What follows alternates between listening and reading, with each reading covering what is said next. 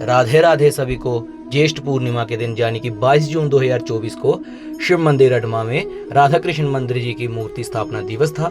हम प्रातः भगवान जी के वस्त्र लेने के लिए निकल पड़े बाजार को। तो जो भगवान को नए वस्त्र धारण करवाने थे, वहाँ पे महाकाली मंदिर है, तो महाकाली के भी नए वस्त्र लेने थे, वो हम लेने के लिए हमारे नज़दीकी गांव स्वाखा में निकल गए। वहाँ पे बहुत सारे वस्त्र थे उस स्टोर में। हमने वहाँ से राधा कृष्ण जी के लिए वस्त्र लिए और महाकाली के लिए भी वस्त्र लिए और कुछ श्रृंगार का सामान जो था वो भी माता रानी के लिए और श्री राधा कृष्ण जी के लिए भी लिया।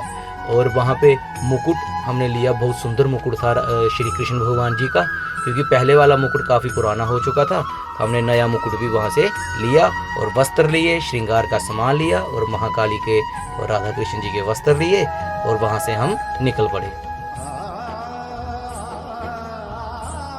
इसी उपलक्ष्य पर हमारे गांव में भंडारे का आयोजन भी किया था। सभी गांव के बच्चों ने, बड़ों ने, बूढ़ों ने, सभी ने अपना योगदान सभी दिया, अपनी अपनी सेवा प्रदान की। और इस उपलक्ष्य पर जहां मीठा भी बनाया गया था, दाल, चावल, खट्टा, सब प्रकार का भोजन जहां पे बनाया गया था। तो सभी अपनी सेवा भी दे रहे थे और साथ साथ में भोजन करने के लिए लोग आते गए। और ये भंडारे का एक साथ ये सामान बना के रखा हुआ था एक साइड पे, और सभी एक एक करके आते गए, भोजन खाते गए।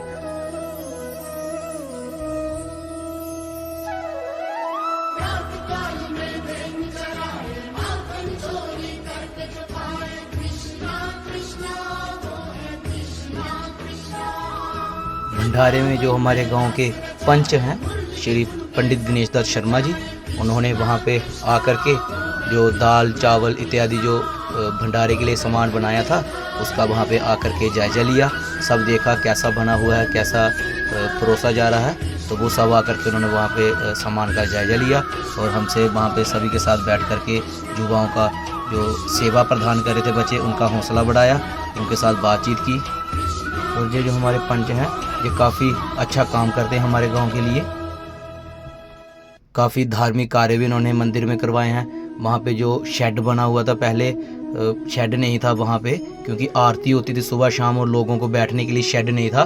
तो जहाँ पे हमारे गांव के पंच जी ने वहाँ पे शेड बनवा कर दिया, जो कि सरकार द्वारा बनवाया गया, परंतु योगदान हमारे गांव के पंच जी का था। और सुबह शाम अब आरती होती है, सभी चाहे बारिश हो चाहे गर्मी हो, सब वहाँ पे बैठ करके भगवान की आरती करते हैं। शाम को भंडारा ख़त्म होने के बाद वहाँ पे भगवान जी की कृपा से सब जो राशन बना हुआ था वो सब पूरा हो गया, परंतु खट्टा जो कि अम्बल वहाँ पे बच गया था। तो हमारे गांव के नज़दीक जहाँ पर कुछ मजदूर रहते हैं जो बिहार से आए हुए हैं, कुछ यूपी से हैं, कुछ एमपी छत्तीसगढ़ से हैं, तो उन मजदूरों को हम वो खट्टा देने के लिए निकल गए, क्योंकि फेंकने से तो अच्छा है किसी के पेट में चला जाए। तो अगर आपके गाँव में भी भंडारा हो तो ऐसा ना करें, किसी गरीब को दान में दे दें या जो आपके नज़दीक में कोई रहते हो उनको खिला दें, क्योंकि इससे अन्न का अनादर नहीं होगा और किसी भूखे का पेट भी भर जाएगा। फिर उसके बाद भगवान जी के नए वस्त्र जो लाए थे, मुकुट लाए थे, श्रृंगार का जो सामान लाया था राधा कृष्ण जी का, माता रानी जी का, वो नए वस्त्र उनको धारण करवाएं। जे श्री राम मंदिर अयोध्या से जो कलश आया था, वह कलश इनका भी वस्त्र लाया था, इनका भी वस्त्र चेंज करवाया और भगवान जी काफ़ी सुंदर लग रहे थे।